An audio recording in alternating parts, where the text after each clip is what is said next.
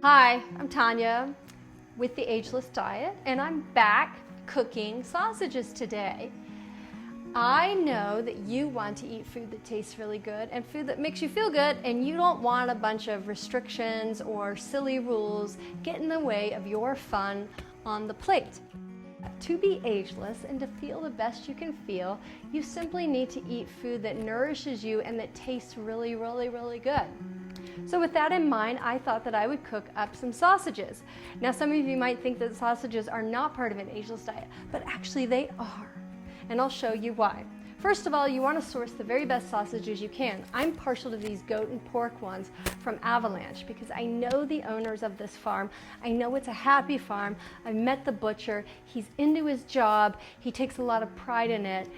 They're making a really good product. If you don't have access to Avalanche sausages, talk to your butcher, strike up a relationship with your meat purveyor and ask them to source you the best possible meats available. I'm going to make this for 4, but you can easily do this for just one, make 1 or 2 sausages.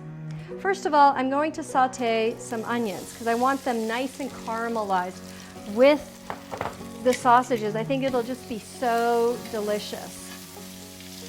So I'm going to do that. I'm going to do a little salt throughout the cooking process for maximum flavor. A little pepper. And I'm using about 2 tablespoons of oil. And these are just going to go, oh my God, nothing really smells better, except maybe coffee in the morning or tequila at night, than onion sauteing. If you add a little garlic, you've got like hot oil, garlic, and onion, the trifecta of good smells. And then I'm going to do up some apple as well, because what goes well with sausage? Apple. And you can use bratwurst sausage, sweet Italian, these pork and goat ones. You can even go chicken sausage. Just make sure there's no added flavoring or gross stuff. You can make this vegan, of course.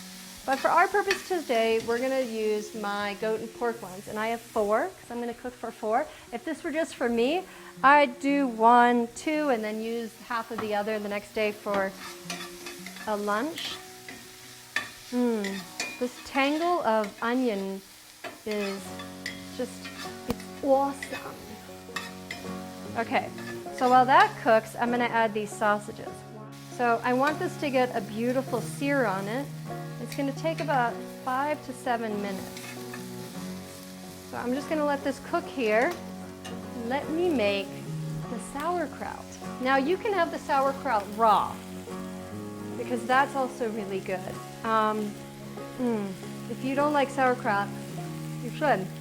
Not only is it good for your gut, but it tastes amazing. It's sour and vinegary, and it's a perfect complement to something like sweet and savory. I like this Bubby sauerkraut, and this is not an ad, I'm just a big fan, because it's naturally fermented. Now you don't necessarily need all the liquid in what you're doing, so drain it. I'm just going to make enough for 2 of us with the sauerkraut mixture. And what I'm going to do is I'm going to heat up like about a tablespoon of oil, add a little salt, and I'm going to start with, again, Bubby's horseradish. Fresh, well, not fresh, but unadulterated horseradish. What a pleasure. About a teaspoon of this I'm going to heat up, and that's going to be my base for the sauerkraut mixture. I'm going to let that get nice and brown.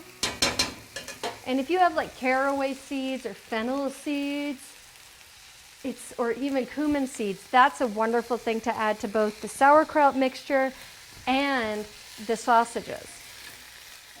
You know how when onions cook down, they get caramelized and they're sweet, and they're going to go so well with the sauerkraut. Okay, so this is cooking, the horseradish, and it's going to spark a little because it's very liquidy. Be aware of that. I'm going to let that cook for about a minute or 30 seconds, and then I'm going to add the horseradish. And here's the cool thing about the horseradish. I'm actually going to make it like, you know how you would, I mean not the horseradish, the sauerkraut. Like hash browns, you know how they kind of put them in a thing so that they turn like golden in one nice unit? Or roasty, is it Swedish potatoes? Okay. I'm going to do that. I'm going to add a little bit of cumin because I'm a fanatic for it. And again, fennel seeds or caraway would be amazing in this. A little of this. We already salted it. And that's going to cook for a minute, and then I'm going to flip it, and it's going to cook on the other side. And that's going to be our base. And while the sausages continue to cook and the sauerkraut mixture, I'm going to dice up a Granny Smith apple. Now, if you're doing it for 4, use 2 Granny Smith apples, not 4, 2 Granny. And just thinly slice them as much as your knife skills will allow. Ooh, this smells so good. Everything's kind of caramelizing together. Let's try this. A little smear of mustard, a little apple action, the caramelized onions, sauerkraut. Let's see. It's really delicious. So, if you want this recipe, go to agelessdietlife.com, and until next time, stay ageless.